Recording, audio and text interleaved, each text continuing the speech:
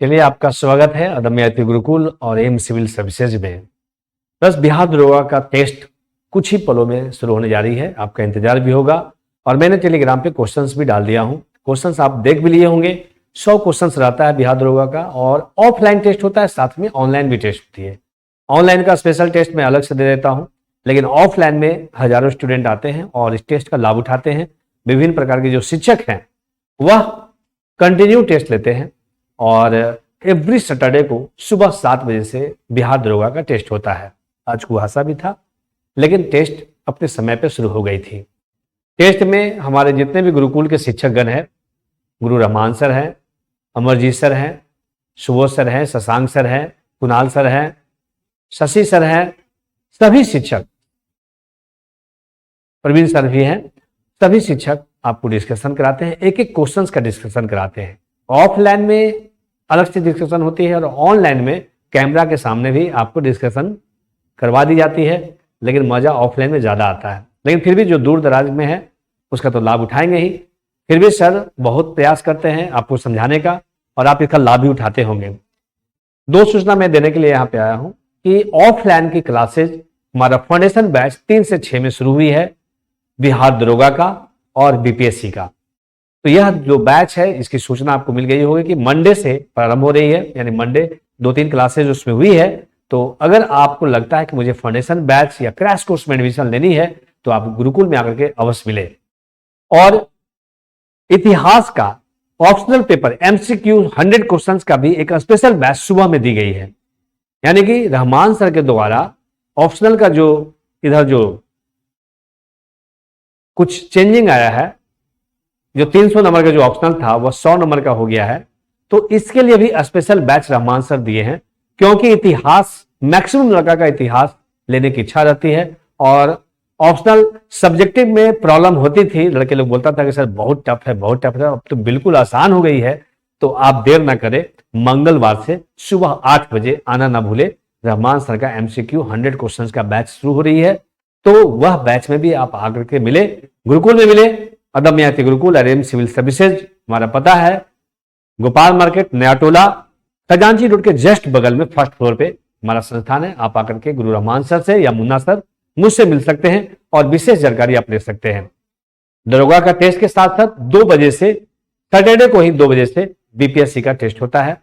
इस टेस्ट को भी आप ऑफलाइन के माध्यम से देख सकते हैं और या आकर के ऑफलाइन दे सकते हैं। संडे को भी साइंस का टेस्ट होता है, बिहार स्पेशल का टेस्ट होता है और करंट अफेयर्स का टेस्ट होता है। जैसा कि पहले भी आपको सूचना दी गई होगी, साइंस का टेस्ट 7 बजे से होती है, बिहार स्पेशल का 2 बजे से और करंट अफेयर्स का 4 बजे से टेस्ट होती है संडे को विथ डिस्कशन। आप देर ना करें और टेस्ट में जरूर भाग ले।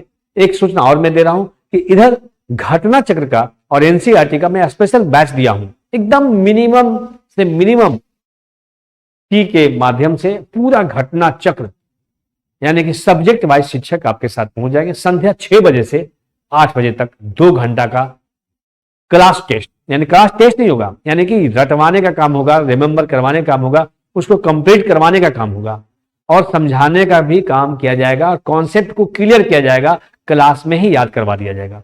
तो उस बैच में भी आप आकर के टेस्ट में और डिस्कशन में भाग ले सकते हैं और क्लास में कंटिन्यू आप क्लास जो दिया गया है, यानी प्रैक्टिस क्लास जो दिया गया है, उसमें भी आप आकर के लाभ उठा सकते हैं। इतने सारे कोर्सेज, इतने सारे लाभ आपको मिल रहा है इस गुरुकुल के प्लेटफॉर्म पे, तो आप देर ना करें, आप आइए और फाउंडेशन बैच, क्रैश कोर्स, दरोगा का 68वीं के लिए बीपीएससी मेंस का बैच, 67वीं का मेंस का बैच, ये सारा चल रहा है। 68वीं का मेंस, जीएस पेपर 1, पेपर 2, ये सब बैच चल रही है। तो जो भी आपको लगता है आवश्यकता, जो सब्जेक्ट का आपको हो, उसके लिए आप देर ना करेंगे, गुरुकुल आइए और बेहतरीन से बेहतरीन यहां से आप पाने का प्रयास कीजिए। आपको लगेगा कि बिल्कुल में यहाँ पे वैसे नहीं है कि एक ही सर 4-5 सब्जेक्ट पढ़ा दे। आपको क्वेश्चंस रटवाया भी जाता है, समझाया भी जाता है, थ्योरी भी बताया जाता है, नोट्स की भी व्यवस्था है, मटेरियल की व्यवस्था है। तो आप करके मिले, बुक्स भी सर के द्वारा जो लिखी गई है वह बुक भी दी जाएगी और आकर के मिलने से, देखने से, अपने से समझने से ज्यादा आपको लगेगा कि नहीं बिल्कुल में यहाँ पे लाभ मिल सकता है। तो गुरुकुल पहुंचना चाहिए। तो आप देर ना करें और यहाँ आकर के ऑफिस में जरूर संपर्क करें। हमारा नंबर है 9334107690। Thank you. फिलहाल आप सेट नंबर 19 बिहार दरोगा का डिस्कशन में आप भाग लीजिए और इसको समझने का प्रयास कीजिए, कहां आप फंसते हैं कहां नहीं फंसते हैं। फिर भी पूरा कोशिश की गई है आपको समझाने का, इसका आप लाभ उठाएं। धन्यवाद।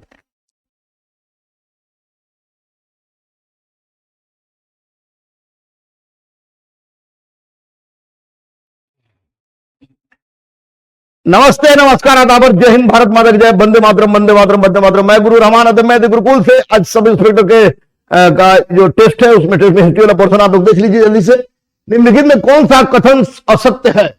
1856 में ईश्वरचंद्र विद्यासागर के प्रयास से 7 दिसंबर 1856 को लॉर्ड कैनिंग के द्वारा विडो रीमैरिज एक्ट लाया गया, सही है।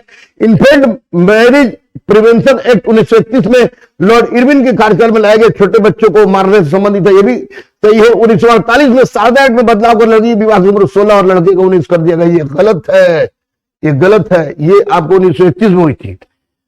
सेकेंड क्वेश्चन, शारदामणि कौन थी? शारदामणि रामकृष्ण परमहंस की पत्नी थी। शारदामणि रामकृष्ण परमहंस की पत्नी थी। किसके शासनकाल में भारत में अंग्रेजी शिक्षा आरंभ की गई? Lord William Bentinck, Lord William Cavendish Bentinck के शासनकाल में। आपको मैकाले ने कहा था कि भारत और अरब की संस्कृति से मिलते जुलते तमाम ग्रंथों को एक साथ कर दिया जाए और उन ग्रंथों की तुलना इंग्लैंड के लाइब्रेरी में रखे गए एक अलमारी के कोना में रखे गए किताब से की जाए तो भी कम पड़ेगी। यानी मैकाले लॉर्ड विलियम बेंटिक के शासनकाल में, इसलिए मैकाले को आधुनिक अंग्रेजी शिक्षा का जन्मदाता कहता है।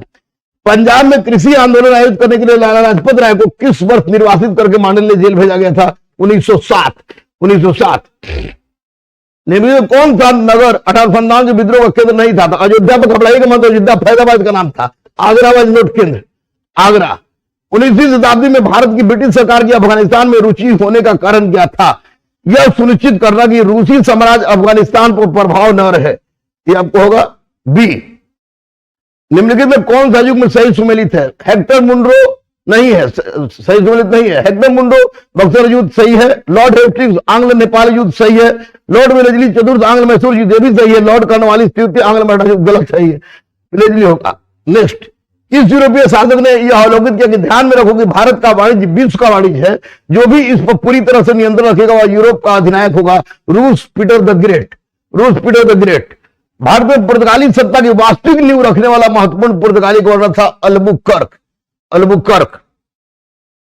उत्तरकालीन मुगल काल के श्वेत बंधुओं के बारे में लिखे तो कौन सा कथन सत्य नहीं है? वे जहांदार शाह को सत्ता में लाया नहीं, जुल्फिकार खान ने जहांदार शाह को सत्ता में लाया था। मोडी लिपि, मोडी लिपि मराठों संबंधित है, मोडी लिपि मराठों संबंधित है। बाबर के साम्राज्य में सम्मिलित थे काबुल का क्षेत्र, पंजाब का क्षेत्र, आधुनिक उत्तर प्रदेश क्षेत्र। 1 2 3, 1 2 3। निम्नलिखित में कौन सा एक बहमनी राज्य के महमूद गवाह द्वारा किया गया सुधार नहीं था? राज्य 8 प्रांतों में तरफों बटा था। अभिजातों का वेतन दिया जाता था, घोड़ों की सेंटों की दखलों कहा गया था। भूमि का एक भूभाग खालिसा तरफदारों को खर्च किया जाता था। भूमि को मापा गया था, उस पर आधार भूमि का था। क्वेश्चन होगा राज 8 प्रांतों में अभिजातों को वेतन दिया जाता था, घोड़ों की सेंटों की दखलों कहा गया था।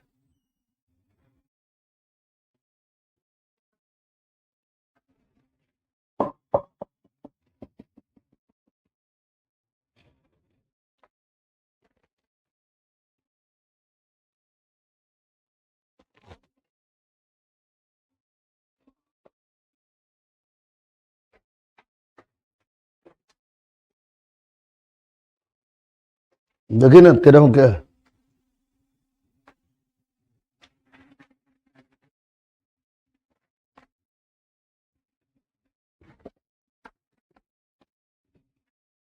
तेरह सी, ठीक है, वेरी गुड। 13 भूमि का एक भूभाग खालिसा तरफदारों खर्च को रखा गया था। नेक्स्ट, ब्रह्मदेव अनुदान लगभग 600 से 1200 के दौरान की विशेषता निम्नलिखित में कौन सी है? कौन सी है? इसमें होगा इसके सृजन का संबंध था राजा द्वारा राजा उसके वास्तविक अथवा सामाजिक स्रोतों का त्याग। ये अनुदान एक छोटे भूखंड को लेकर कई गांवों के अंतर वाले हो सकते थे। अधिकांश अनुदान अस्थिर अशांत क्षेत्र में दिया निजी कुटुंब था। 1 और 2 दोनों हो। नेक्स्ट, विजयनगर साम्राज्य संबंध में विचार कीजिए। विवाह कर वर पक्ष लिया जाता था तथा विधवा से विवाह करने वालों को इस कर से मुक्त थे। नायक को अमरम भूमि प्रदान किया था। आपको 1 और 2 होगा। 1 और 2, 1 और 2 निम्नलिखित में किस शासक ने प्रजा को इस अभिलेख के माध्यम से परामर्श दिया?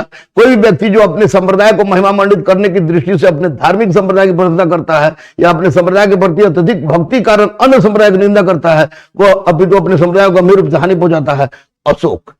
अशोक। बच्चों ध्यान में रखिएगा, पढ़ते रहिएगा। पाप का घड़ा जब भरता है तो फूटता जरूर है, इसलिए किसी भी तरह का तनाव मत लीजिए, किसी भी तरह का हिंसात्मक गतिविधि में लिप्त मत होइए। गुरु रहमान ना किसी से डरता था ना किसी से डरता है, कल भी आपके साथ था, आज भी आपके साथ है, और जरूरत पड़ी तो इस आंदोलन को रोड पर तो लेकर नहीं, लेकिन आमरण अनशन तक आपके साथ देंगे, मर क्यों ना जाए। मैं आपके साथ था, साथ हूं, साथ रहूंगा। फिलहाल लेते हैं ब्रेक। जय हिंद, जय भारत, भारत माता की जय, वंदे मातरम, वंदे मातरम, वंदे मातरम।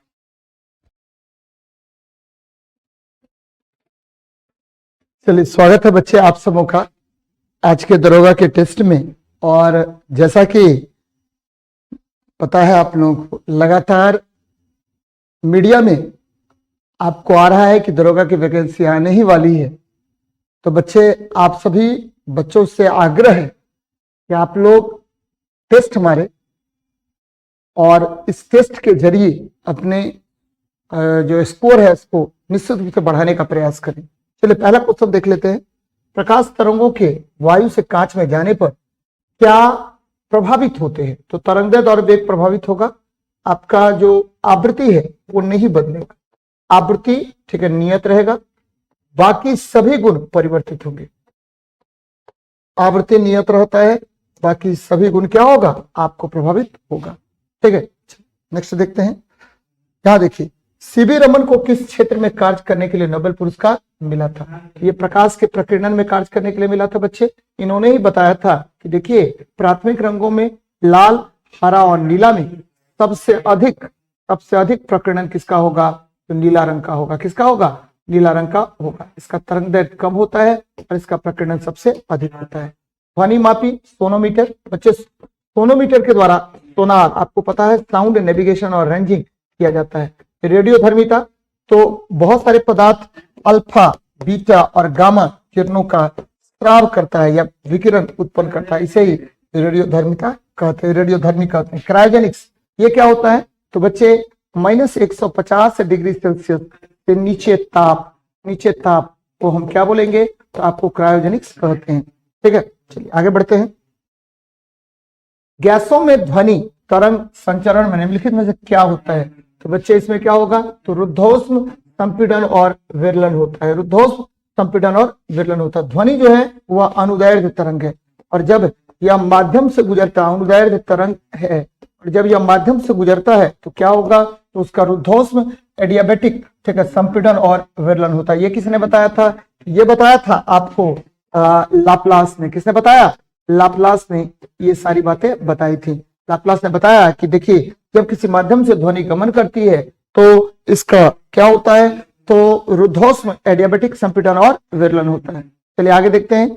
एसएचएम दर्शाने में यह अवश्य होना चाहिए। बच्चे, एसएचएम में प्रत्यास्था, जड़त्व और एक बाह्य बल का होना आवश्यक है। बच्चे, एसएचएम जो होता है सिंपल हार्मोनिक मोशन होता है, और ठीक, इसमें कण जो है वो क्या करेगा? तो आवर्त गति करेगा, पहला कंसेप्ट है, और आवर्त गति करेगा। और दूसरा कंसेप्ट है, ठीक है, आपको बल के विपरीत विस्थापन उत्पन्न होता है। दूसरा कंसेप्ट है बल के विपरीत विस्थापन उत्पन्न होगा। इसे ही हम क्या कहते हैं? तो एसएचएम कहते हैं। चलिए, तो जड़त्व और, ठीक है, क्या होना चाहिए? जड़त्व और आपको प्रत्यास्था और एक बाह्य बल का होना आवश्यक है। चलिए, कड़े जाड़े में झील की सतह हिमाशीतित हो जाती है। बच्चे, झील का ऊपरी सतह क्या होगा? ये बर्फ जमा हो जाएगा, लेकिन निचले सतह में आपको पता है यहाँ आयतन का मान बहुत अधिक हो जाता है, आयतन का मान बहुत कम हो जाता है, और यहाँ घनत्व का मान बढ़ जाता है, और जल का तापमान 4 डिग्री सेल्सियस हो जाता है। तो झील की सतह, ये देखिए, जल की सघनता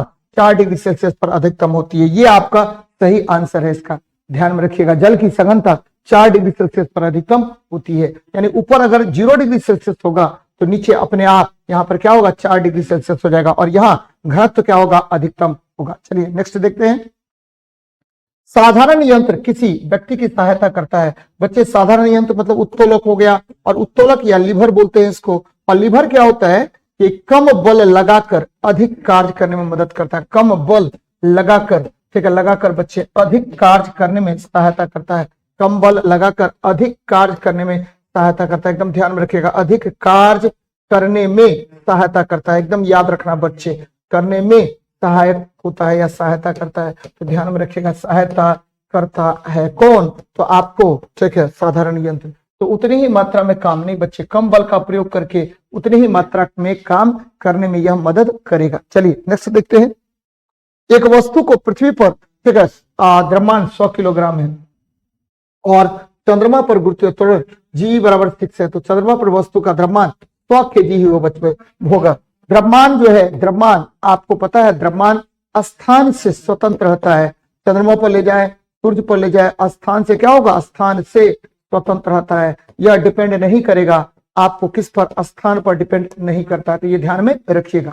आगे बढ़ते हैं। यदि किसी चुंबक का तीसरा ध्रुव होगा तो तीसरा ध्रुव कहलाता है, ये परिणामी ध्रुव कहलाएगा, परिणामी ध्रुव कहलाएगा। आपको पता होनी चाहिए बच्चे कि चुंबक में मुख्य रूप से 2 ध्रुव होते हैं, एक होता है N और S, और कभी भी कितना छोटा कर दे चुंबक को, चुंबक का कभी भी दूसरा ध्रुव तीसरा ध्रुव नहीं होता। लेकिन अगर ऐसा मान ले कि चुंबक का कोई ध्रुव है तो यह परिणामी ध्रुव होता है, तो ये एकदम ध्यान में रखिएगा।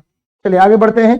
खदानों में अधिकांश विस्फोट आपको क्या होगा, हवा के साथ मीथेन के मिश्रण के कारण इसमें विस्फोट होता है। बच्चे आपको पता है मीथेन CH4 है, और जब इसमें ऑक्सीजन मिश्रित होगा तो यह विस्फोटक हो जाता है। चलिए बच्चे आगे बढ़ाइए। ठीक है, लोहे को संक्षारित होने से बचाने के लिए जस्ता का प्रयोग किया जाता है। बच्चे आपको पता है कि लोहा जो है, लोहा, और अगर हम बात करें इसका क्रियाशीलता श्रेणी में तो क्या होता है के, ठीक है, उसके बाद ना, का, मग, ठीक है, अल और जन, फे, मतलब आपको लोहा से अधिक क्रियाशील धातु कौन है, जिंक है। तो लोहा की तुलना में अधिक धन विद्युतीय तत्व जिंक है, जिसके कारण आपको क्या होगा, तो यह जो है, ठीक है, यह आपको इसका उपयोग हम लोग गैल्वेनाइजेशन में करते हैं। ठीक है, गैल्वेनाइजेशन में करेंगे। आगे बढ़ाइए। तो तीसरे और चौथे बच्चे, तीसरे का क्या होगा, तो आपको पता है ये धातु होगा, तो धातु के ऑक्साइड, धातु के ऑक्साइड कैसा होगा, ये क्षारीय होता है। क्या होता है, क्षारीय होता है, एकदम ध्यान में रखिएगा, क्षारीय होगा। और ठीक है, आपको अधातु का ऑक्साइड क्या होगा, अम्लीय होगा। अधातु के ऑक्साइड मतलब चौथे में क्या होगा, अधातु होगा, अधातु के ऑक्साइड, ये आपको अम्लीय होता है, एकदम ध्यान में रखिएगा। ऑक्साइड आपका अम्लीय प्रकृति का होता है, कैसा होगा, अम्लीय प्रकृति के होते हैं, एकदम ध्यान में रखिएगा, अम्लीय प्रकृति इसकी होगी। बहुत इंपॉर्टेंट है, बार बार आपसे क्वेश्चन पूछेगा, तो बेसिक और एसिडिक होगा, आंसर हो जाएगा ए नंबर। चल बेटा आगे बढ़ाइए। निम्नलिखित में से किस अभिक्रिया में H2O2, बच्चे 1 ग्राम का अपघटन, बच्चे यहाँ देखिए ये मीथेन है, मीथेन कितना ग्राम हुआ, तो 12 दूनी 14 ग्राम, 14 ग्राम, और भागा दे दीजिए कितना हाइड्रोजन प्राप्त हो रहा है, 3 दूनी 6, तो 6/14, 6/14 भागा दीजिए, 14 चौके 56, लगभग 0.14 चौके 56, ठीक है, लगभग 0.4 ग्राम आपको यहाँ पर क्या होगा, प्राप्त होगा, क्या, हाइड्रोजन। अब देखिए कार्बन मोनोऑक्साइड, ये क्या होगा, 16 2 28, 28 बटा कर लीजिए कितना, तो 2 बच्चे, क्योंकि यहाँ 1 दूनी 2, लगभग कितना होगा, 28। तो बच्चे यहाँ देखिए गड़बड़ हो रहा है, ठीक है, तो 28, ये देखिए, ये इसको बिठाइए बच्चे, ठीक है, 28, ये देखिए ये 2 ग्राम प्राप्त हुआ, 2 ग्राम आपको हाइड्रोजन प्राप्त हुआ, बटा क्या कर लीजिए 28, काटिए 14 आ गया, एक को भागा देंगे 14 से तो पॉइंट देंगे तो 0 आ जाएगा, 1 0 10 हो गया, और फिर 0 दिए और 14 7 98, 0.7 ग्राम प्राप्त होगा इसमें। ठीक है, अब जरा इसमें देखिए ये क्या होगा, 16 4 20 ग्राम है, और ये देखिए बेटा 12 मतलब ये हो गया 12 4 16, ठीक तो है, 12 4 16 ग्राम ये प्राप्त होगा, 16 से भागा देंगे इसमें, ठीक है, 16 से भागा दीजिए, ठीक है, 16 चौके 64, बात बराबर है, लगभग 0.4। यहाँ देखिए ये क्या हुआ, 2 दूनी 4 ग्राम है, और इसको भागा दीजिए कितना से, तो बच्चे फिर 12 4 16 ग्राम से, तो 4 चौके 16, 1/4 यानी 0.25 ग्राम प्राप्त हुआ। ठीक है, यहाँ देखिए बच्चे कार्बन से कीजिए तो 12 गुना 12 144 हो गया, अब प्लस 24 हो गया, ठीक है, 168 हो गया, ये 168 ग्राम हो गया, कोई बात नहीं है। और इसमें देखिए 12 दूनी 24 ग्राम आपको प्राप्त हुआ, 24 बटा क्या कर लीजिए 168 कर लीजिए, ठीक है, भागा देते हैं हम लोग, ठीक है, 16 दूनी 32, ठीक है, 16 यहाँ देखिए कितना हो जाएगा, तो पॉइंट आ जाएगा, तो 0 आ जाएगा, तो 16 मतलब लगभग 1.15 के आसपास ये प्राप्त होगा। तो सबसे अधिक किसमें प्राप्त होता है, इसी में प्राप्त होगा, 0.4 4 ग्राम प्राप्त हो रहा है, 40 या 0.4 ग्राम प्राप्त होगा। तो ए नंबर आपका आंसर होगा। आगे बढ़ते हैं बच्चा। अल्फा कण के 2 धनावेश किसके द्रव्यमान के लगभग बराबर होगा? तो यह हीलियम के 1 परमाणु के बराबर होगा, क्योंकि अल्फा कण होता है 2He++ होता है, और इसका परमाणु संख्या 2 होगा और इसका द्रव्यमान संख्या 4 AMU होता है। तो ये ध्यान में रखिएगा, 4 एटॉमिक मास यूनिट होता है। 0 डिग्री सेल्सियस पर जल और ठीक है बर्फ क्रिस्टल साम्यावस्था में, तब ये प्रणाली क्या होगा बच्चे? कोई प्रभाव नहीं होगा, क्योंकि साम्यावस्था जैसे बोलता है तो साम्यावस्था में दो पदार्थ जो है वह इक्विलिब्रियम में होगा और कोई भी परिवर्तन ठीक है वो मिनिमाइज कर लेगा और प्रभाव क्या होगा? खत्म हो जाएगा। तो बच्चे ये आपका टेस्ट का डिस्कशन है। मिलते हैं नेक्स्ट क्लास में। जय हिंद, जय भारत।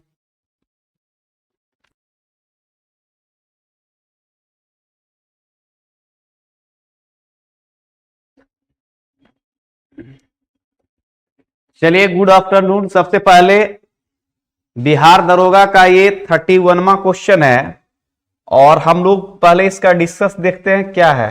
ठीक है, निम्नलिखित विटामिन में से कौन सा रक्त स्कंदन ब्लड क्लॉटिंग का कार्य करता है?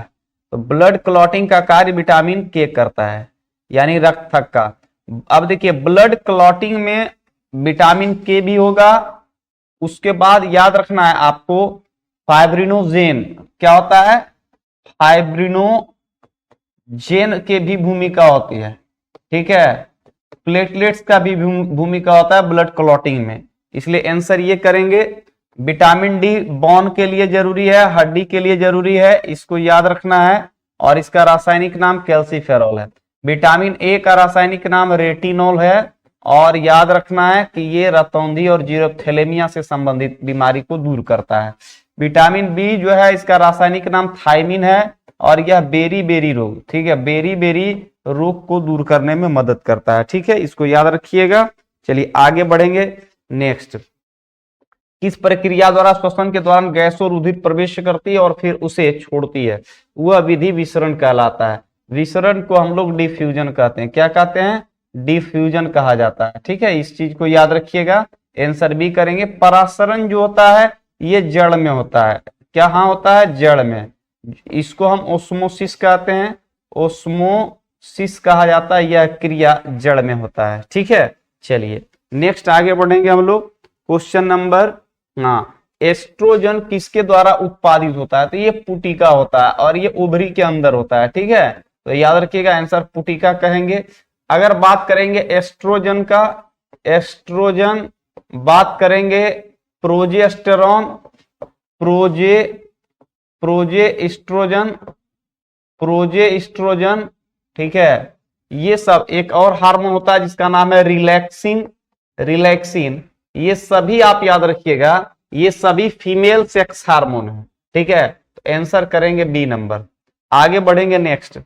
रक्त ग्लूकोज स्तर में सामान्यतः व्यक्त किया जाता है मिलीग्राम प्रति डेसीलीटर में किया जाता है। देखिए, ब्लड और ग्लूकोज, यहां पर इसका मात्रा बढ़ेगा तो भी दिक्कत है और इसका मात्रा घटेगा तो भी दिक्कत है। ग्लूकोज का मात्रा घटना भी नहीं चाहिए और ग्लूकोज का मात्रा बढ़ना भी नहीं चाहिए, दोनों में दिक्कतें होती हैं। ठीक है, इसलिए आंसर बी। आगे ऊपर करेंगे, थोड़ा सा नीचे।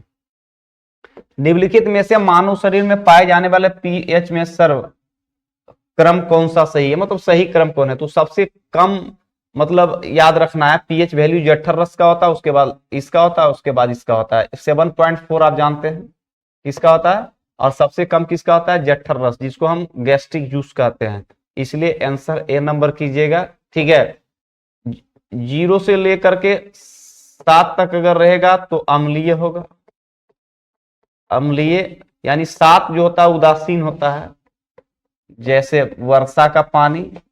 और इधर जैसे बढ़ेगा उसकी क्षारीयता बढ़ेगी। ठीक है, तो आप देखते हैं 7.4 ब्लड का होता है तो क्या होता है? क्षारीय होता है। 36 नंबर देखना है, मानव तंत्र में निम्नलिखित में से कौन सा एक पाचक एंजाइम नहीं है? एंजाइम नहीं है तो गैस्ट्रिन एक पाचक एंजाइम नहीं, पहले ये याद रखिएगा। पेप्सिन आमाशय से निकलता है। कहां से निकलता है? आमाशय से, जिसको हम स्टोमैक कहते हैं। क्या कहते हैं? स्टोमैक कहा जाता है, याद रखिएगा। ट्रिप्सिन जो है ये एंजाइम जो है, ठीक है, ट्रिप्सिन, एमाइलेज और लाइपेज, ये अग्नाशय से निकलता है। अग्नाशय से निकलता है, पेनक्रियास से निकलता है। टाइलिन एंजाइम लार में पाया जाता है। कहाँ पाया जाता है? लार में पाया जाता है। इस तरह से आप याद रखिएगा, आंसर हो जाएगा आपका बी। नेक्स्ट, मेलानिन एक प्राकृतिक वर्णक है जो मानव त्वचा, बाल और परितारिका को रंग प्रदान करता है। यह किसकी सुरक्षा प्रदान करता है? तो आप याद रखिएगा, ये जो है पराबैंगनी किरणें से सुरक्षा प्रदान करता है, जिसको अल्ट्रावायलेट रेज कहते हैं। ठीक है, चलिए नेक्स्ट आगे बढ़िए। अस्थि और दांतों की मौजूदगी। देखिए, दांत और अस्थि मतलब बोन और टीथ। बोन और टीथ जो है ये दोनों आप याद रखिएगा, इसमें क्या पाया जाता है? कैल्शियम फॉस्फेट पाया जाता है ना। और दांत का जो ऊपरी भाग होता है ये क्या कहलाता है? तो पता ही है, ये एनामेल कहलाता है। क्या कहलाता है? एनामेल कहलाता है। इस चीज को याद रखना है। आंसर हम लोग करेंगे कैल्शियम फॉस्फेट, और सबसे कठोर भाग को एनामेल कहते हैं। ठीक है, आगे बढ़ेंगे। मानव शरीर में मौजूद निम्नलिखित कोशिकाओं में से किसमें माइटोकॉन्ड्रिया नहीं आता? बहुत अच्छा प्रश्न है। माइटोकॉन्ड्रिया किसमें नहीं पाया जाता है? देखिए, एक चीज ध्यान रखिएगा, अगर आपसे पूछे कि न्यूक्लियस, ठीक है, और माइटोकॉन्ड्रिया, माइटोकॉन्ड्रिया, ठीक है, न्यूक्लियस, माइटोकॉन्ड्रिया, साथ साथ में आप याद रखिएगा इंडोप्लाज्मिक रेटिकुलम, इंडोप्लाज्मिक रेटिकुलम, ठीक है, रेटिकुलम, ये सब याद रखना है आपको। ये सब कॉमनली जो होता है, न्यूक्लियस, माइटोकॉन्ड्रिया, इंडोप्लाज्मिक रेटिकुलम, ये आरबीसी के सेल में नहीं होता है, आरबीसी कोशिका में नहीं होता। एक चीज ये याद रखना है, RBC part of blood, RBC part of blood, ठीक है, बट आरबीसी में नहीं होगा। लेकिन डब्ल्यूबीसी में आप याद रखिएगा, डब्ल्यूबीसी में ये सब होगा, न्यूक्लियस सारा चीज होगा। इसलिए आप जानते हैं कि ब्लड क्या है? ब्लड जो है याद रखना है आपको, ब्लड जो है एक लिक्विड कनेक्टिव टिश्यू है। क्या है? एक लिक्विड कनेक्टिव टिश्यू है, और टिश्यू का निर्माण सेल से होता है। किससे होता है? सेल से होता है। तो आरबीसी में न्यूक्लियस नहीं होगा, माइटोकॉन्ड्रिया नहीं होगा, एंडोप्लाज्मिक रेटिकुलम नहीं होगा। डब्ल्यूबीसी के अंदर सब कुछ होगा। ठीक है, इसलिए अगर आप कहिएगा कि आरबीसी कोशिका में डीएनए होगा, नहीं होगा। ठीक है, ध्यान रखना है आपको, आरबीसी कोशिका में डीएनए नहीं होगा, क्योंकि डीएनए पाया जाता है मेनली कहाँ? न्यूक्लियस और माइटोकॉन्ड्रिया। फिर आप कहिएगा ब्लड में कहां से आ जाएगा डीएनए? तो देखिए, आरबीसी में नहीं है ना, डब्ल्यूबीसी में तो है, तो डब्ल्यूबीसी में आपको डीएनए मिलेगा। और जब ब्लड हम लोग टेस्ट करते हैं किसी का, तो ब्लड टेस्ट थोड़ी इसमें अलग अलग करते हैं, इसमें डब्ल्यूबीसी है, आरबीसी है, प्लेटलेट्स है, सब कुछ है। तो इसलिए आंसर कर देंगे हम लोग, आंसर करेंगे ये। ठीक है, आगे बढ़िए। नेक्स्ट क्वेश्चन आगे हम लोग बढ़ेंगे। नेक्स्ट क्वेश्चन नंबर 40 नंबर देखते हैं। निम्नलिखित में से विचार कीजिए, इनमें से कौन सही है? तो देखिए, सही फीता कृमि उभयलिंगी होता है, सही होता है। गोल कृमि अलग अलग लिंग, मतलब मेल फीमेल अलग होता है। अब फाइलेरिया जो होता है सूत्र कृमि से होता है। फाइलेरिया एक रोग है जिसे हाथी पांव भी कहा जाता है। ठीक है, तो आंसर आप लोग करेंगे 1, 2 और 3 करेंगे। ठीक है, फाइलेरिया जो होता है बुचेरिया बेना क्राफ्टी एक कृमि होता है, सूत्र कृमि होता है, इसी कारण होता है। इसलिए आंसर आप क्या करेंगे? D number. आगे हम लोग बढ़ेंगे करेंट अफेयर्स। ठीक है, नेक्स्ट चर्चा करते हैं, ज्योग्राफी का क्वेश्चन है, आगे करेंट अफेयर्स। नेक्स्ट ऊपर बढ़िए, लास्ट में जाएगा करेंट। दिया गया है, किस भारतीय प्रौद्योगिकी संस्थान में सेप्टिक टैंक साफ करने के लिए एक रोबोट विकसित किया है? ये किया है आईआईटी मद्रास।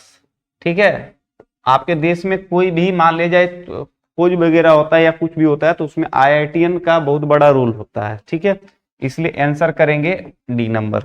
नेक्स्ट आगे बढ़ेंगे। हाल ही में किस राज्य सरकार ने एर्नाकुथम योजना लॉन्च किया है? ये योजना लॉन्च किया गया तमिलनाडु राज्य के द्वारा। किसके द्वारा? तमिलनाडु राज्य के द्वारा किया गया है। ठीक है, यानी आप याद रखना है, आंसर हो जाएगा आपका ये। ठीक है, और एम.के. स्टालिन यहाँ के क्या हैं? मुख्यमंत्री हैं। तो आंसर हो जाएगा आपका तमिलनाडु। नेक्स्ट है, किस देश में सबसे बड़ा सबसे आधुनिक विमान वाहक फुजियान लॉन्च किया है? तो फुजियान लॉन्च किया है चीन। कौन लॉन्च किया है? चीन किया है। ठीक है, इसलिए आंसर आप याद रखिएगा, आंसर डी हो जाएगा कॉमन। चीन के बारे में तो बहुत सारी चीजें पता ही आपको है। ठीक है, तो याद रखना, आंसर डी नंबर हो जाएगा। नेक्स्ट आगे बढ़ेंगे। मुख्यमंत्री बाल गोपाल योजना किस राज्य से संबंधित है? मुख्यमंत्री बाल गोपाल योजना का संबंध किस राज्य से संबंधित है? जल्दी से बताएंगे आप लोग। इसका संबंध राजस्थान से है। कहां से है? राजस्थान से। ठीक है, नेक्स्ट आगे बढ़ेंगे।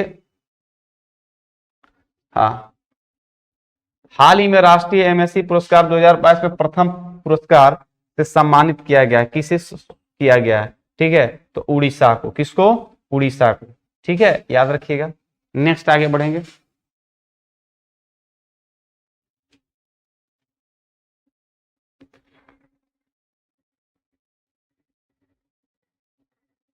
पासपोर्ट सेवा दिवस कब मनाते हैं? जल्दी से बताएंगे। ठीक है, पासपोर्ट सेवा दिवस कब मनाया जाता है? 12 जून, 24 जून, 18 जून, कब मनाते हैं? जल्दी से बताइएगा इसको। ठीक है, कब मनाते हैं हम लोग? 12 मार्च, 18 मई मनाते हैं। कमेंट बॉक्स में बताएंगे ये। ठीक है, नेक्स्ट आगे बढ़िए। किस देश में 48वां G7 सम्मेलन 2022 का आयोजन किया गया था? ये किया गया था जर्मनी में। कहां किया गया था? जर्मनी में। आंसर हो जाएगा आपका बी नंबर। ठीक है, नेक्स्ट आगे बढ़ेंगे।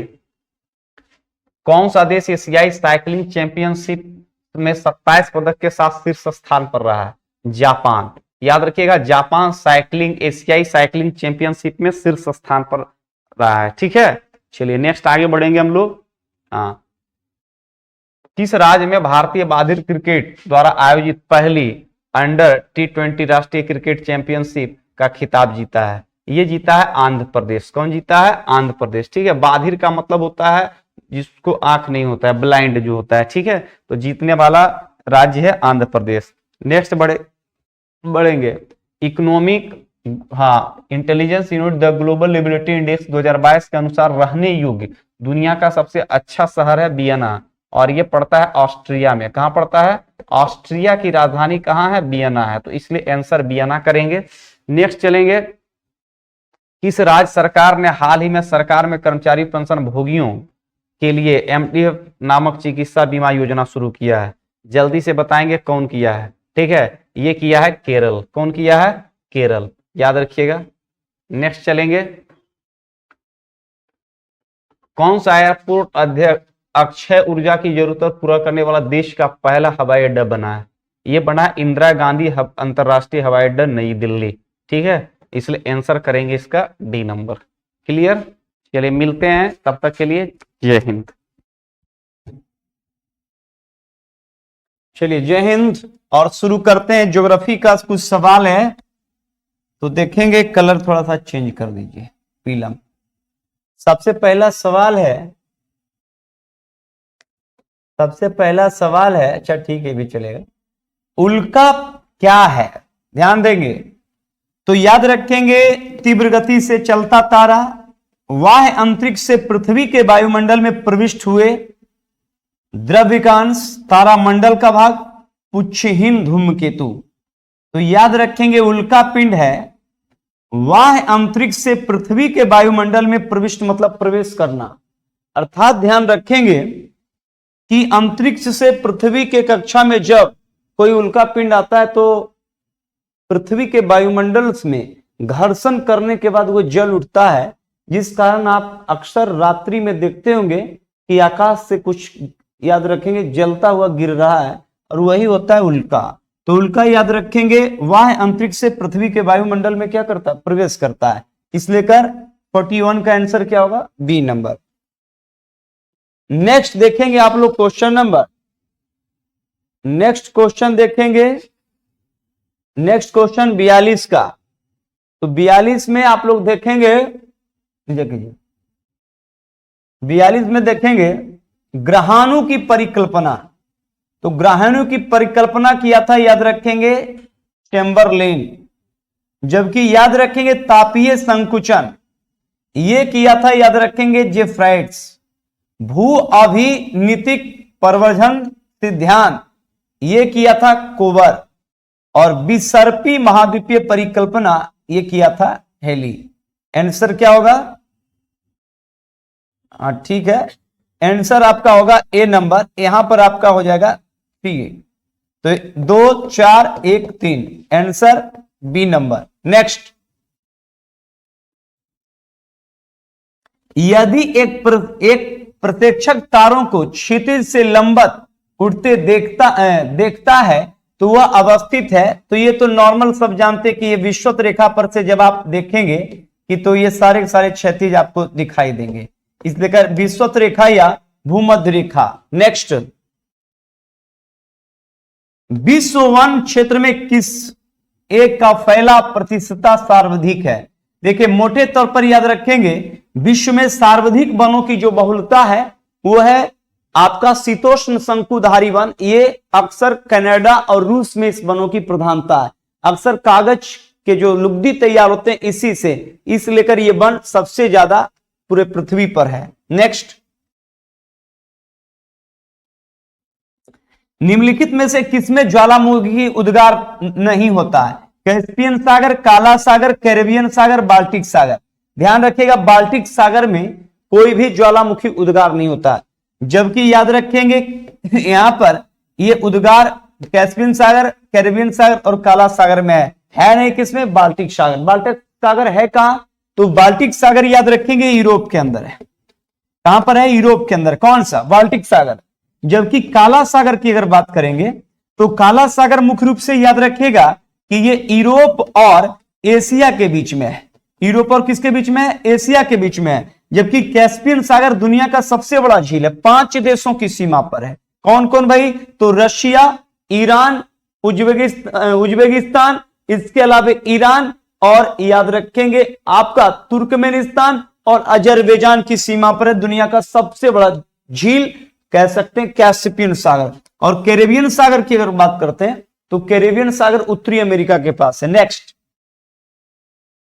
भारत में उपयुक्त परिस्थिति संतुलन बनाए रखने के लिए वनाच्छेदित न्यूनतम संतुलित भूमि कितनी चाहिए? 33%। देखिए पर्यावरण इकोसिस्टम को बचाने के लिए वन की जो आवश्यकता होती है तो वन की आवश्यकता लगभग 33% है, लेकिन अगर भारत में वन प्रतिशत पूछे जाएंगे तो लगभग 24% है। तो सबसे ज्यादा वनों वाला राज्य है मध्य प्रदेश और सबसे अधिक वन प्रतिशत वाला राज्य है मिजोरम।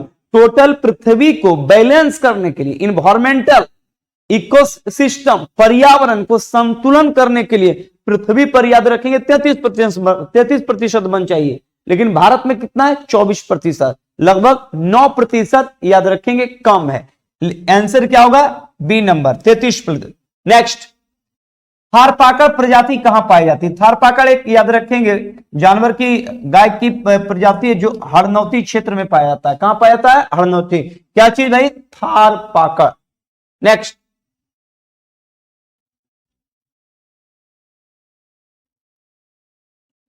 मृदा लवणी भवन मृदा एकत्रित सिंचित जल को वाष्पीकृत होने के पीछे छूटे नमक और खनिजों का उत्पादन से होता है। सिंचित भूमि पर लवणी भवन का क्या प्रभाव होता है?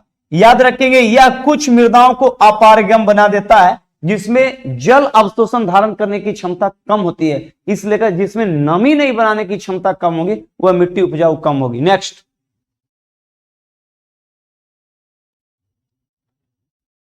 नेक्स्ट 49 नंबर का क्वेश्चन देखेंगे। 49 नंबर आपके क्वेश्चन में भी होगा। चलिए 49 नंबर क्वेश्चन देखेंगे। सूची 1 को सूची 2 से मिलाइए। तो याद रखेंगे कूट का प्रयोग करके चुनिए। तो याद रखेंगे उर्वरा प्राणी, तो उर्वरा प्राणी याद रखेंगे अर्थात उपजाऊ भूमि। उसके बाद याद रखेंगे मरुभूमि, मरु क्षेत्र। इसके बाद याद रखेंगे नादी मातृका, तो नादी मातृका नदियों द्वारा सिंचित भूमि को कहते हैं, और देव मातृका वर्षा द्वारा सिंचित क्षेत्र को कहते हैं।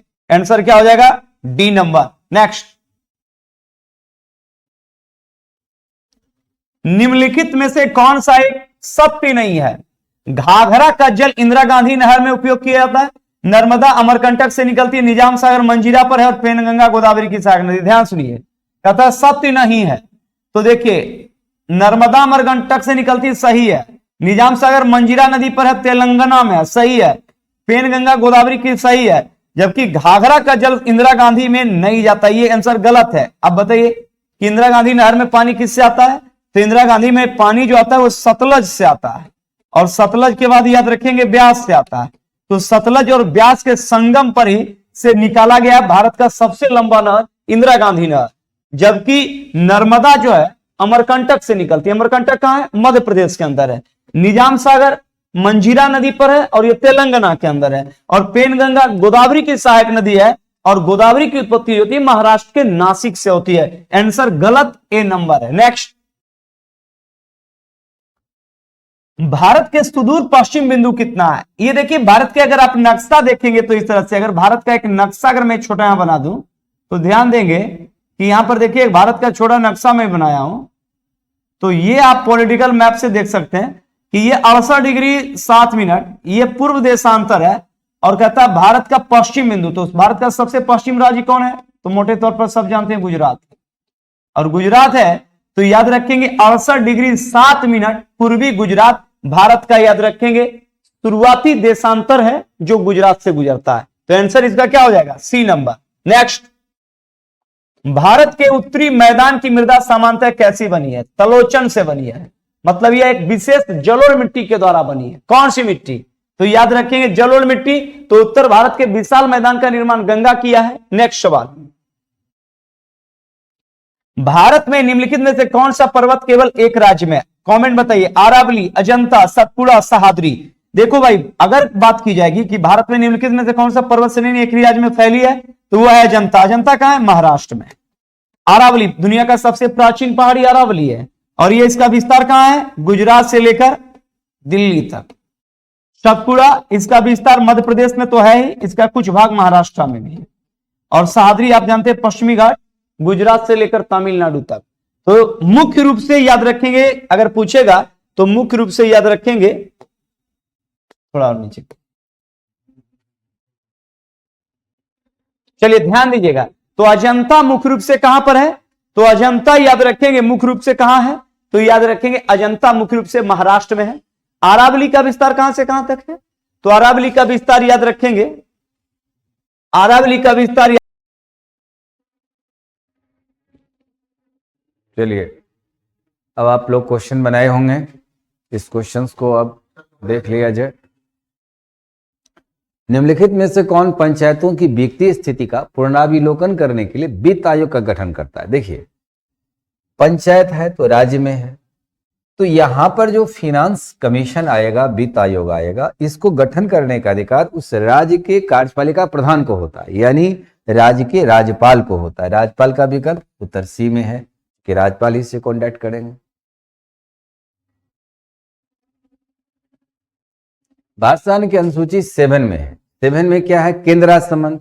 अब इसी क्वेश्चन को थोड़ा मूव कर दिया है, तो सूची जो है इसी सूची से आता है जिसमें 3 सूचियां हैं और तीनों सूची पर अलग अलग विषय वस्तुओं की वर्णन है। संघ सूची पर केंद्र सरकार कानून बनाएगी, राज्य सूची पर राज्य बनाएगी और संवर्धित सूची पर केंद्र राज्य दोनों बनाएगी। तो 3 सूची में अधिकारों का विभाजन स्पष्ट रूप से कर दिया गया है। उत्तर बी। किसी राज्य के राज्यपाल द्वारा जारी ऑर्डिनेंस का अनुमोदन होना आवश्यक है। अब है कि राज्यपाल जो ऑर्डिनेंस जारी करते हैं ये उस समय जारी करते हैं जब विधानमंडल सत्र में नहीं हो, क्योंकि कानून बनाना जो है राज्य में विधानमंडल का होता है और यदि विधानमंडल ही सत्र में नहीं है तो स्वाभाविक है यहां पर विधि को स्थापित करने के लिए राज्यपाल को जिम्मेदार दिया जाता है। इंडियन कॉन्स्टिट्यूशन एक्ट 213 के तहत राज्यपाल को यहां पर अध्यादेश जारी करने का अधिकार हो जाता है और राज्य मंत्री परिषद इस कानून को जब आवश्यकता महसूस करती है तो राज्य मंत्री परिषद अध्यादेश प्रपत्र का निर्माण कर देती है। तो मंत्री परिषद यहां पर निर्माण करेगी और मंत्री परिषद जब निर्माण कर दिया यानी मंत्रिमंडल निर्माण कर दिया तो मंत्रिमंडल के निर्माण हो जाने के बाद अब वो राज्यपाल जारी करेंगे। जब सदन सत्र में आ जाएंगे तब 6 सप्ताह के भीतर उसे स्वीकार करना होता है। स्वीकार करेगा और 6 सप्ताह के भीतर स्वीकार नहीं करेगा तो अध्यादेश स्वतः ही समाप्त हो जाएगा। यदि इसे और भी आगे जारी करना है, लागू करवाना है, अवधि बढ़ाना है तो वो विधानमंडल ही करेगा। तो अब कहता है कि राज्य की विधायिका जो कार्य है यह कार्य उसको करने का है, क्योंकि यहां विधानमंडल बात आई, स्वीकार करेंगे वो, इसीलिए विधायिका 6 सप्ताह के भीतर। तो विधायिका उत्तर। निम्नलिखित में कौन सा विकल्प सही नहीं है? कहता है कि मंत्रियों द्वारा राष्ट्रपति के राज्यपाल को दिए गए सलाह को जांचने के लिए न्यायालय अधिकृत है। कहता है कि सही नहीं है, तो यह तो बिल्कुल सही नहीं है कि मंत्री द्वारा राष्ट्रपति या राज्यपाल को जो सलाह दिया गया इसे आम जनता को जानने का अधिकार नहीं, न ही ये न्यायालय का वाद योग का विषय बनाया जा सकता है। तो ये बिल्कुल सही है। राष्ट्रपति राज्यपाल के शासकीय विधिक कार्यवाही से उन्मुक्ति है। कोई न्यायालय राज्यपाल किसी कर्तव्य पालन की विवश नहीं कर सकता है। एक राज्य के राज्यपाल को व्यक्तिगत कार्य सिविल कार्रवाई के लाख 2 माह की लिस्ट देनी पड़ेगी। तो ये बात सही है, इसलिए कहता है कि सही नहीं है। तो ये सभी सही है, बीसीडी सही है, लेकिन ए सही नहीं है। उसी को उत्तर ढूंढ रहा है, उत्तर ए। भारत के अनुसार जिला न्यायाधीश अभिव्यक्ति के अंतर्गत निम्नलिखित में नहीं होगा। मुख्य प्रशंसी मजिस्ट्रेट यह होगा, आर्टिकल 233। सेशन न्यायाधीश होगा, अधिकरण न्यायाधीश नहीं होगा। यह दोनों होगा। लघुवाद न्यायालय यह भी होगा, इसलिए उत्तर कहता है कि नहीं होगा। तो नहीं होगा तो उत्तर सी। भारतीय संविधान के किस अनुच्छेद के अंतर्गत केंद्रीय प्रशासनिक अधिकरण कैट के निर्णय के उच्चतम न्यायालय में चुनौती नहीं दिया जा सकता है? उच्चतम न्यायालय का चुनौती नहीं मिलेगा। 323A के तहत यह प्रोविजन है, और यही प्रोविजन है कि केंद्रीय प्रशासनिक अधिकरण के निर्णय को उच्चतम न्यायालय में चुनौती नहीं दिया जाएगा। 323A।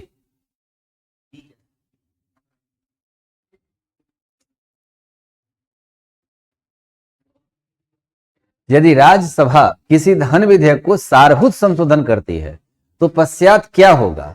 कहता है कि धन विधेयक को सारभूत संशोधन कर दिया राज्यसभा तो क्या होगा? पहले नियम यह होता है कि कोई भी मनी बिल है तो मनी बिल को परिभाषित लोकसभा स्पीकर कर दिया और ये भेज दिया प्रेसिडेंट के पास।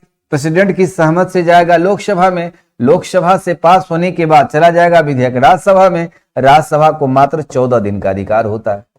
14 दिन में, अब यहीं से क्वेश्चन का टर्म यहां लिया गया है कि 14 दिन के अंदर यदि लोकसभा को भेज दिया तो लोकसभा के विवेक पर निर्भर करेगा। यदि विचार ही भेजा तो विवेक पर भेजेगा, यदि नहीं भेजा तो लोकसभा समझी कि हमने जैसे पास किया वैसे ही मान्य है, चला जाएगा फिर ये प्रेसिडेंट के पास। प्रेसिडेंट की स्वीकृति हो गई, मनी बिल आ गया, क्योंकि प्रेसिडेंट को पहले से ही सहमति यहां पर मिल चुकी है, इसलिए वो वीटो भी नहीं कर सकते हैं इस विधेयक पर।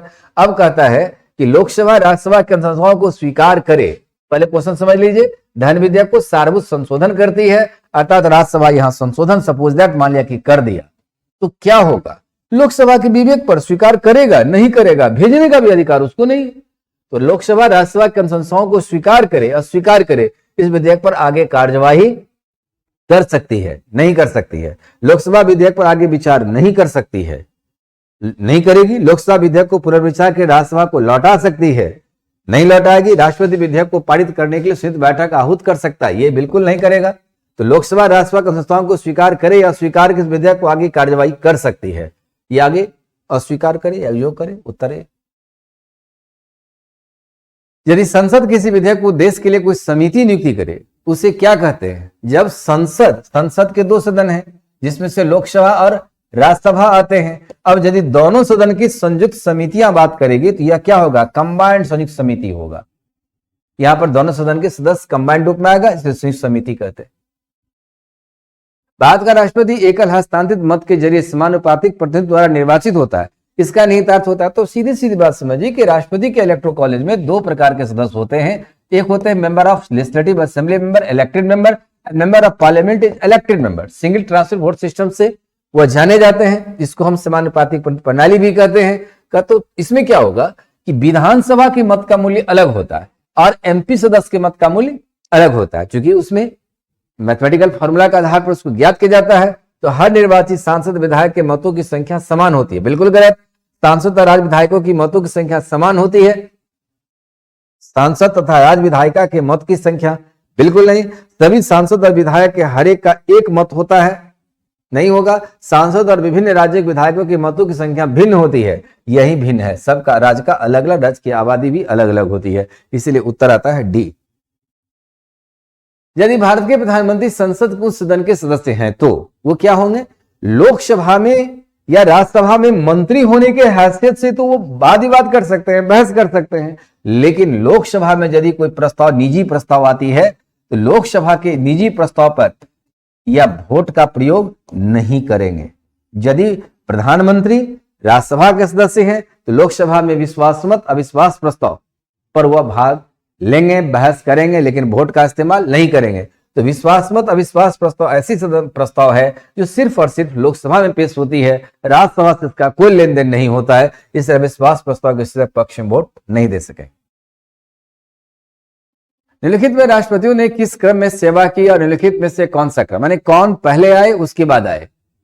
नीलम संजीवा रेड्डी, ज्ञानी जैल सिंह जस्ट, आर के वेंकटरमन और डॉक्टर शंकर दयाल शर्मा। यह क्रम सही है, इसलिए उत्तर ये सही। निम्नलिखित में कौन से एक भारत किसान के यथा प्रतिष्ठापित राज्य के नीति निदेशक तत्व का भाग नहीं था? कौन नहीं था? समान न्याय, निःशुल्क विधिक सहायता था, राष्ट्रीय महत्व संस्था, आर्टिकल 49 सही है, विधिक पर्सनल लॉ का संरक्षण ये नहीं है, न्यायपाल का पहले भी सही है, आर्टिकल 50 में है, इसलिए उत्तर से। निम्नलिखित अधिकारों में से कौन अधिकार भारत में सभी व्यक्तियों को उपलब्ध नहीं है? कौन उपलब्ध नहीं है? विधि के समक्ष समानता, ये सबको अधिकार है, बराबर का अधिकार होगा। भेदभाव के विरुद्ध अधिकार, तो कुछ आदमी इसका शोषण किया लेकिन सबके साथ ऐसा नहीं हो सकता, ये भी सही हो सकता है।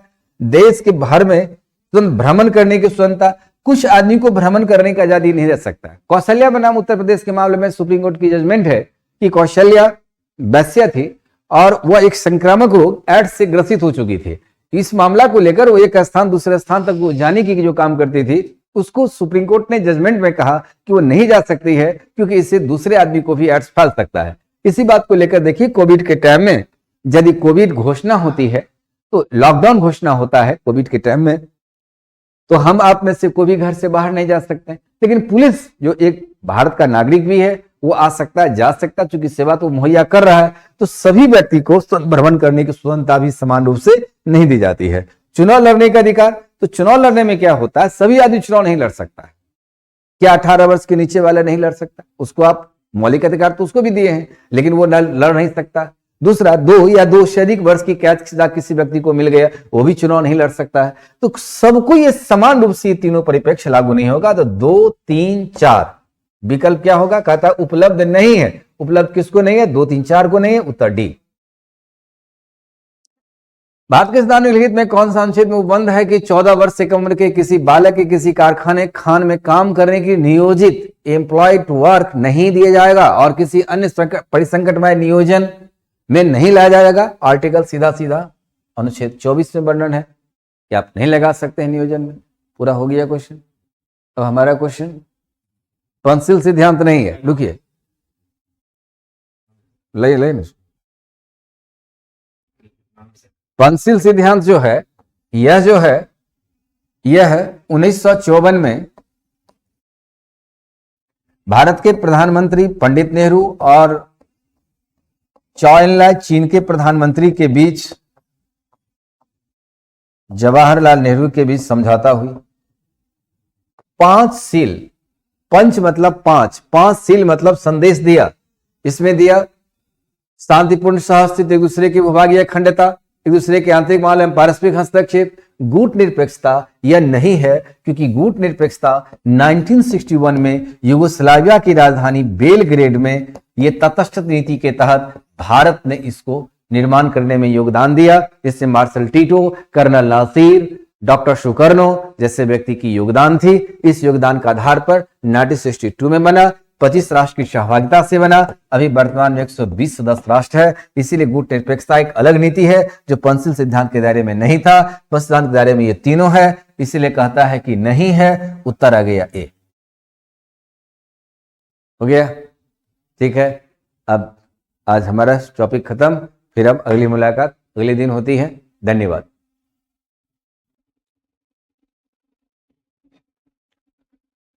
गुड आफ्टरनून डियर स्टूडेंट्स, आप सभी लोगों का स्वागत है आज के टेस्ट सेशन में। उम्मीद करते हैं कि आप सभी लोग बेहतर होंगे और अपने तैयारी को अंजाम दे रहे होंगे।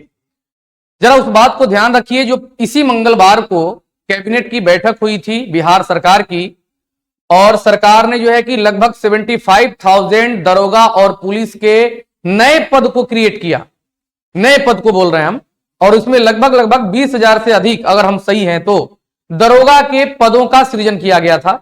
और हर बार हम आपको बोलते हैं कि सुप्रीम कोर्ट के एक आदेश के अनुसार सभी राज्यों को पुलिस और पब्लिक के रेशियो को कम करना है। कम करना इन द सेंस पॉजिटिव बात कर रहे हैं, यानी 1 लाख पर अगर कहीं 100 पुलिस हैं तब 1 लाख पर जो है कि पुलिसों की संख्या बढ़ानी है, यानी उसको जो है कि कम करना है। इसी संदर्भ में आज आप लोगों का दरोगा का जो टेस्ट हो रहा है, छोटा सा इंफॉर्मेशन दे दें। कोई नया इंफॉर्मेशन नहीं है, कोई सबसे यूनिक इंफॉर्मेशन नहीं दे रहे हैं, लेकिन वैसे विद्यार्थी जो इस टेस्ट के सेशन से जुड़ते हैं उनको बता दें कि आप जो सेक्रेटरीट का एग्जाम हो रहा है, वो तो हालांकि दुर्भाग्य है कि पहला दिन यानी कल 23 को जो पेपर फर्स्ट शिफ्ट का हुआ वो वायरल हो गया है। लीक होने के बाद जो है कि पूरी तरह से उस पर लीपापोती कर रहा आयोग, ऐसा बिल्कुल नहीं होना चाहिए। हम लोग हमेशा बोलते रहते हैं, इस पर गुरुजी भी बोलते रहते हैं। लेकिन आप देखेंगे क्वेश्चन को और अपने गुरुकुल के टेस्ट पेपर को देखेंगे, अगर रेगुलर जो लोग रहा होगा, हर सब्जेक्ट की बात कर रहे हैं हम, चाहे जेकी जीएस हो, चाहे मैथ हो या रीजनिंग हो, हम सभी लोगों ने जो है कि पूरी तरह से जिस तरीके का डिस्कशन कराया, जितने भी शिक्षकगण यहां पर हों, गुरुजी इतिहास के जो कराए, उसके बाद जो है कि मैथ रीजनिंग वाले टीचर कराए, सब लोग कराए, हर चीज का प्रश्न आपको टेस्ट से रिलेटेड लगभग आया हुआ है। खैर, इसी के साथ हम आपको बोलना चाहते हैं कि इस टेस्ट के साथ जो फ्री ऑफ कॉस्ट आपका टेस्ट का सेशन चलता है, उसमें जरूर भाग लें। बहुत ही अच्छे अच्छे प्रश्न आते हैं स्टैटिक जीके और करंट अफेयर्स के साथ साथ जो कि हर सब्जेक्ट का, इसमें हम लोग जो है कि इकोनॉमिक्स के क्वेश्चन को देख रहे हैं। देखिए, पहला प्रश्न जो आपका है, जरा ध्यान रखेंगे, किसी भी प्रश्न को अगर आपको लगता है कि ये प्रश्न हम सुने नहीं है और इस प्रश्न से रिलेटेड कोई कॉन्सेप्ट मेरे पास नहीं है, तो उसको तोड़ तोड़ के पढ़ें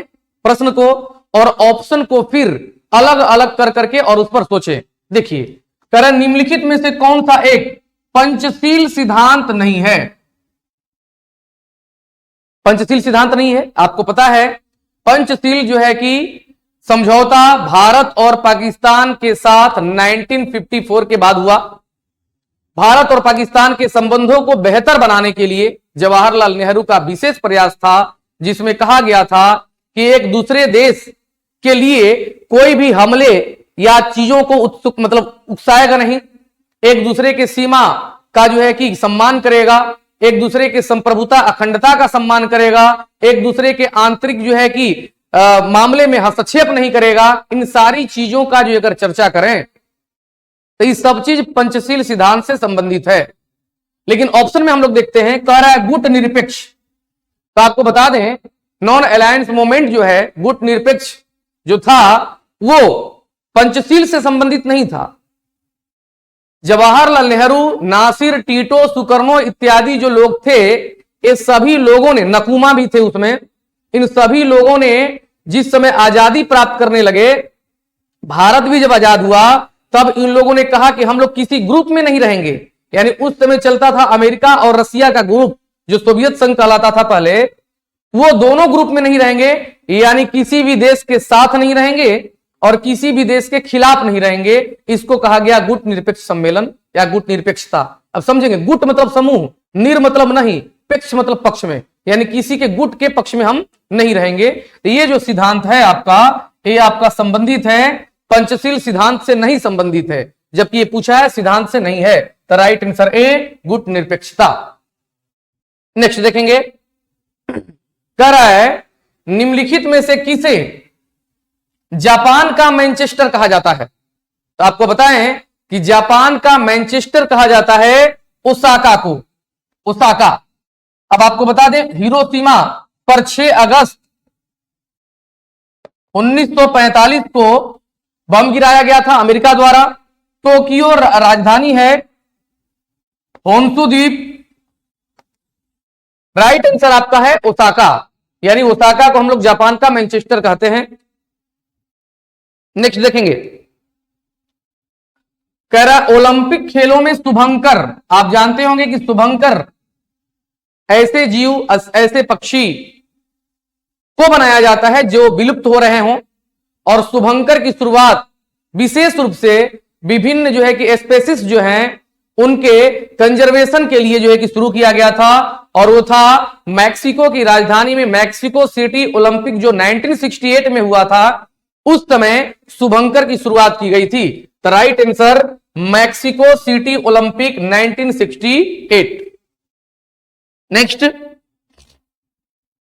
करा निम्नलिखित में से किस अमेरिकी राष्ट्रपति को कभी नोबेल पुरस्कार नहीं दिया गया? आप इस प्रश्न में काफी कंफ्यूज करेंगे, फंसेंगे भी। इसमें है Theodore Roosevelt, Abraham Lincoln, Woodrow Wilson, Jimmy Carter. ये सभी लोग जो है कि अर्थशास्त्री भी हुआ करते थे, लेकिन अब्राहम लिंकन अमेरिका के साथ साथ विश्व के सबसे बड़े राजनीतिज्ञ में एक माने जाते थे। राजनीतिज्ञ की बात कर रहे हैं हम पॉजिटिव वे में। इन्होंने ही कहा था कि कोई भी जो है कि लोकतंत्र तभी चल सकता है जब पूरी तरह से वो जनता के लिए, जनता द्वारा ही शासित अगर होगा।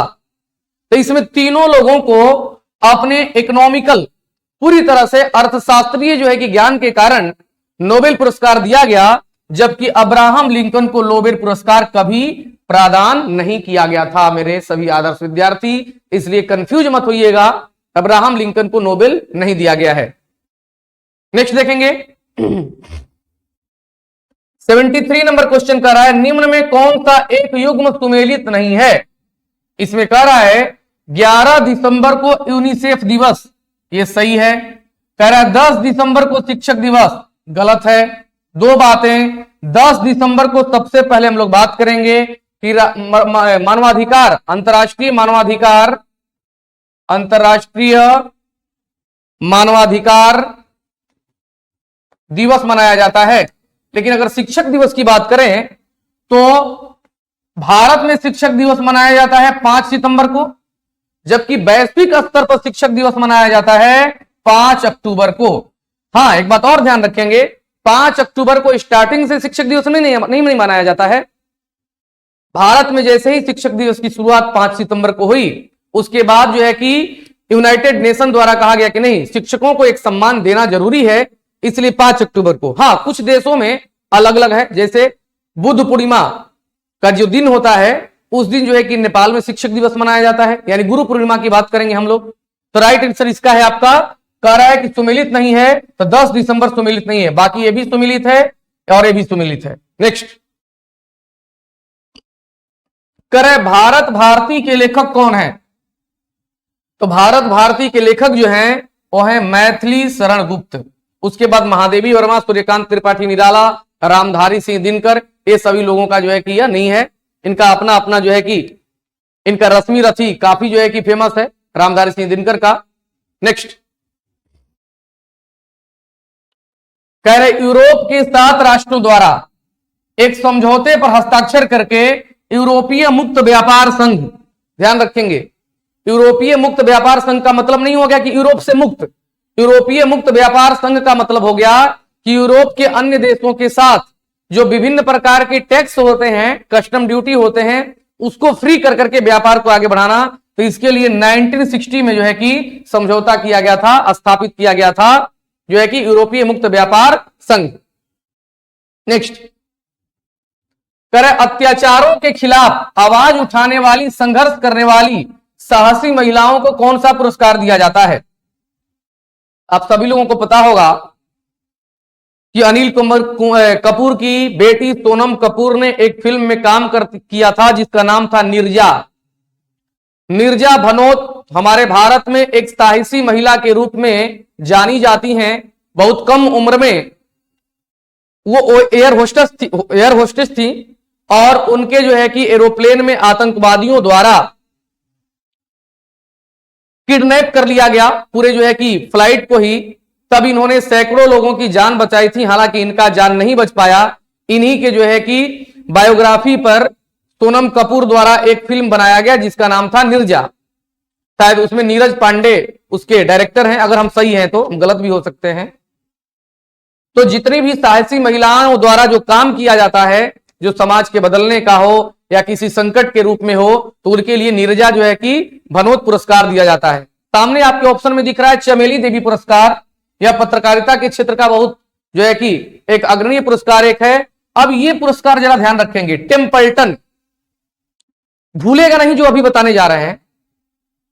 टेम्पल्टन पुरस्कार दिया जाता है धर्म और अध्यात्म से संबंधित वैसे लोगों को जिनने जो धर्म और अध्यात्म को आधार बना करके समाज को बदलने का काम किया, लाइक एज दलाई लामा। अब याद करेंगे, कोई भी व्यक्ति धर्म अध्यात्म से संबंधित है तो हालांकि गुरुद्वारा से भी संबंधित हो सकता है, उसके बाद जो कि बौद्ध विहार से भी संबंधित हो सकता है, वो जो है कि चर्च से भी, मस्जिद से भी संबंधित हो सकता है। लेकिन मेरा इंटेंशन यह है कि इसको कैसे याद करेंगे, तो ध्यान रखेंगे धर्म से संबंधित व्यक्ति वो टेम्पल में जाएगा, मंदिर में जाएगा, यानी धर्म अध्यात्म से संबंधित व्यक्ति को टेम्पल्टन पुरस्कार दिया जाता है। इसका राइट आंसर है आपका नीरजा भनोत। चमेली देवी पुरस्कार जो है वो पत्रकारिता, और यह पुरस्कार धर्म और अध्यात्म, धर्म और अध्यात्म। चलिए, करे भारतीय मानव विकास प्रतिवेदन प्रत्येक परिदर्श गांव सैंपल विलेज के लिए नहीं देता है। ध्यान से समझेंगे। एक कह रहा है कि भारतीय मानव विकास प्रतिवेदन यानी रिपोर्ट जो होता है वो सैंपल विलेज के में क्या नहीं शामिल करता है, तो आधारित संरचना एवं सुख संसाधन ये शामिल करता है, शिक्षा संबंधित सूचकांक ये भी शामिल करता है, स्वास्थ्य संबंधित सूचकांक ये भी शामिल करता है, लेकिन बेरोजगारी संबंधित सूचकांक नहीं देता है क्योंकि यह श्रम ब्यूरो द्वारा दिया जाता है। श्रम ब्यूरो द्वारा। राइट आंसर आपका डी है। एक कह रहा है कि नहीं दिया जाता है, इसलिए आपका राइट आंसर डी। नेक्स्ट देखेंगे, करण निम्न में कौन से अंतरण भुगतान के उदाहरण है। अंतरण मतलब डोनेशन, और डोनेशन का मतलब पॉजिटिव वे में free of cost, free of cost की बात हो रही है यहां पर डोनेशन की। यहां पर कह रहा है कि बेरोजगारी भत्ता, बिल्कुल अगर बेरोजगार कोई व्यक्ति है जब तक उसको जॉब नहीं मिला तब तक उसको बेरोजगारी भत्ता दिया जाएगा। फिर कह रहा है वेतन भुगतान, नहीं, वेतन भुगतान तब होगा जब कोई व्यक्ति कोई कार्य करेगा। आज मान लेते हैं कि हम आपके सामने डिस्कशन करा रहे हैं, हमको इसका जो है कि वेतन मिलेगा, एक बात कर रहे हैं, तो वेतन भुगतान अंतरण नहीं है, ये डोनेशन नहीं कहलाएगा क्योंकि हमने काम किया तब हमको वेतन मिला। लेकिन अंतरण क्या होता है, डोनेशन क्या होता है, जब आपको बिना काम किए आपके कल्याणार्थ यानी कल्याण करने के लिए जब कोई जो है कि डोनेशन सरकार द्वारा दिया जाए।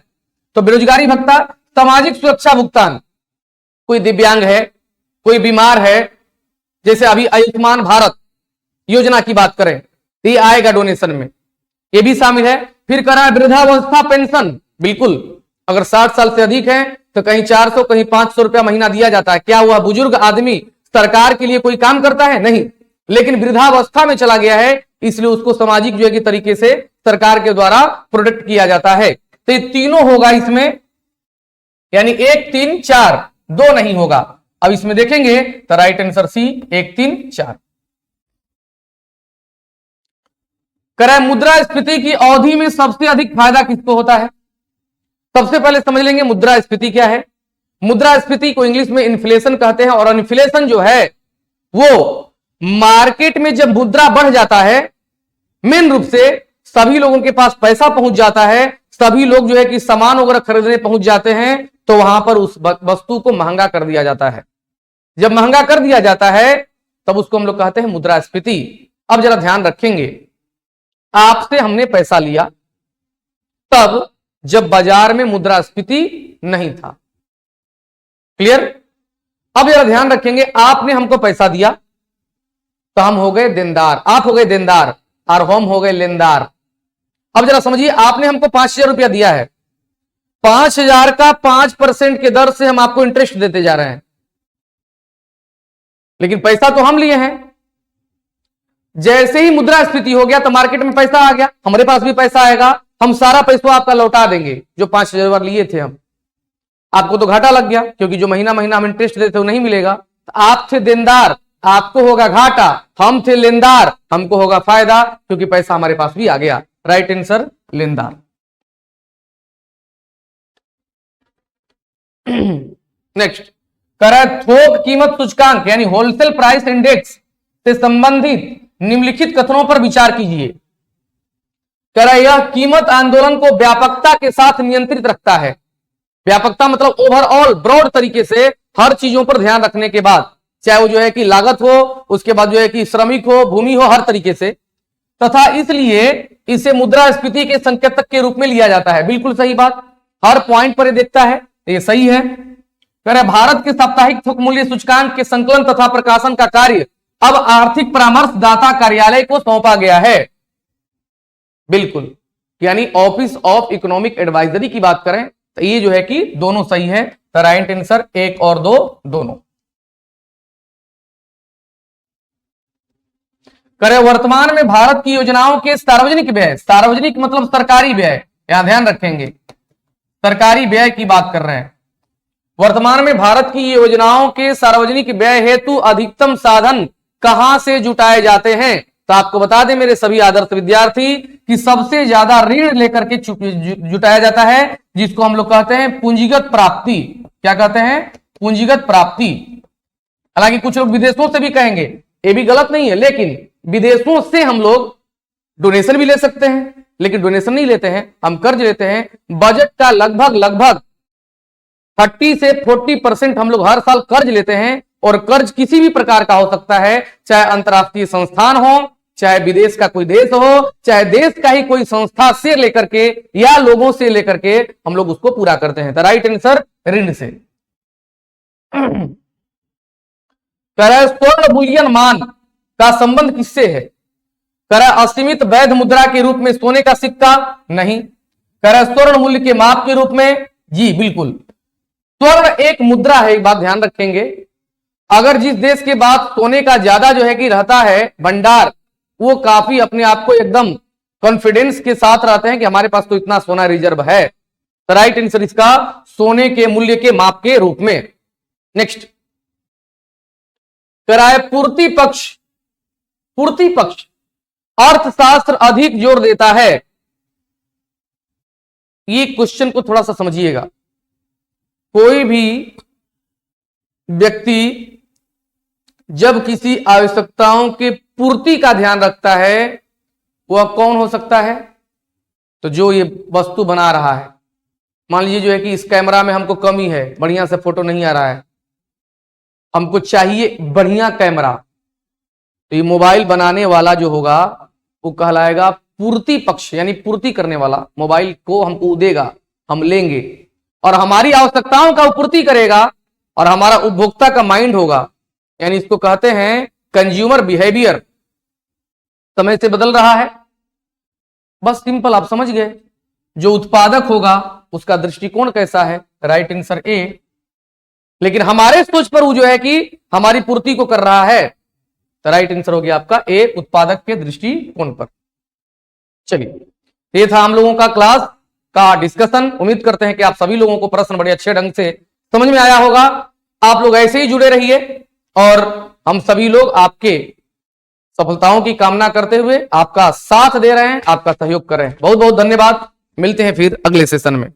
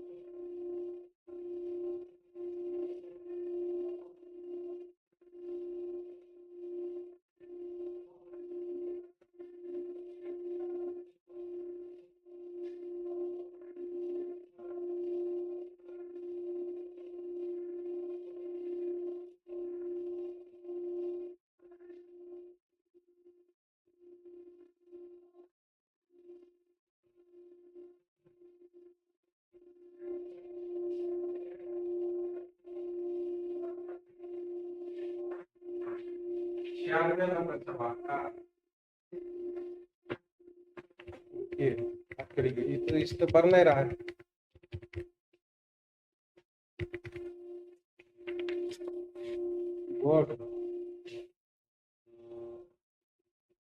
कीबोर्ड में ही दाब रहे थे जिस समय वो बता। हाँ, बढ़ गया, हो गया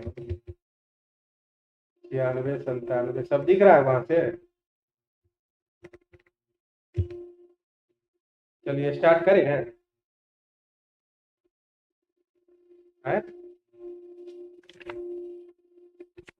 स्टार्ट करें जी।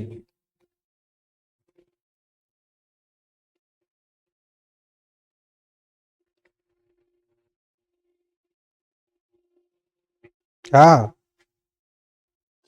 हाँ, बोलिए। हम हाँ लिखा तो रहा है, कलर दिखाई पड़ेगा इसमें, ब्लू है। ठीक है, स्टार्ट कर देना, 5 क्वेश्चन करके हम निकल जाएंगे। ठीक है, हाँ हाँ हाँ, ठीक ठीक ठीक।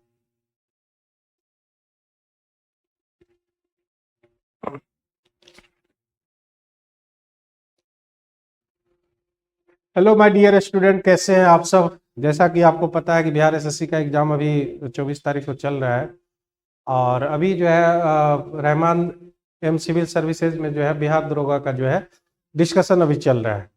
तो चलिए शुरू करते हैं। 5 क्वेश्चन 5 मिनट समय लेकर तेजी से इसको सॉल्व करते हैं।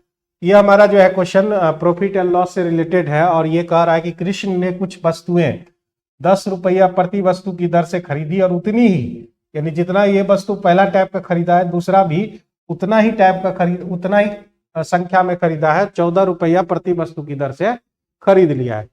तो ज्यादा लेंदी ना करके हम सीधे यहाँ पे कहते हैं कि एक वस्तु ये खरीद रहा है, एक वस्तु दूसरे टाइप का, तो 2 वस्तु यहाँ पे 2 वस्तु का अगर हम सीपी निकाले तो हमारे पास 10 रुपया और 14 रुपया, 10 प्लस 14, यानी आपको जो है 24 रुपया का कॉस्ट बैठ जाएगा।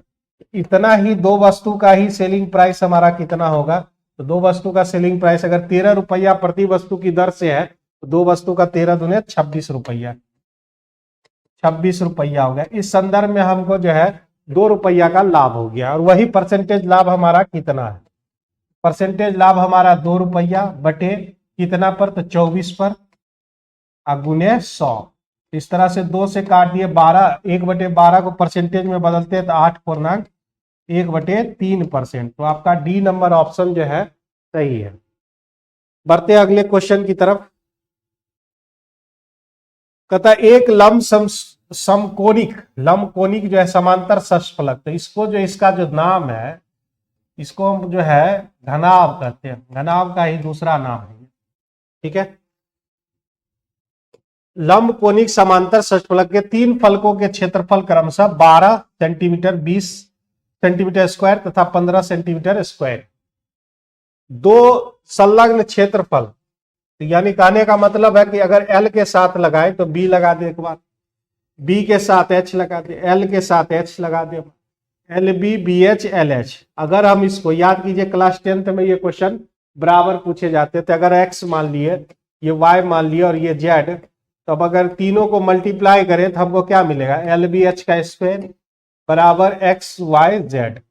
अब LBH मतलब क्या, V मतलब वॉल्यूम, V स्क्वायर बराबर XYZ। तो V बराबर हमको क्या मिल जाता है, √XYZ। क्लास 10th में ही ये हम लोगों ने पढ़ा था। तो हमको यहाँ पर दे रखा है X का वैल्यू कितना, 12 दे रखे हैं, Y का वैल्यू कितना 20, और Z का वैल्यू कितना 15। बस इसमें मान को जो है वैल्यू को पुटिंग कर देना है। तो इससे आयतन निकल जाएगा 12 गुने 20 गुने 15, 15 है ये। तो ये हमारा 12 गुने 24, 24 गुने 15 हो जाता है 360, यानी 3600 जो है आपका यहाँ हो जाएगा। 3600 का वर्गमूल होता है 60। तो इस क्वेश्चन का जवाब डी नंबर ऑप्शन है, जो आपका 60 है। अगला क्वेश्चन देख लेते हैं, 98 नंबर क्वेश्चन। ए और बी का मासिक आय दे रखा है, ए और बी का मासिक आय दे रखा है 4:3। फिर उसके खर्च का अनुपात 3:2 दे रखा है।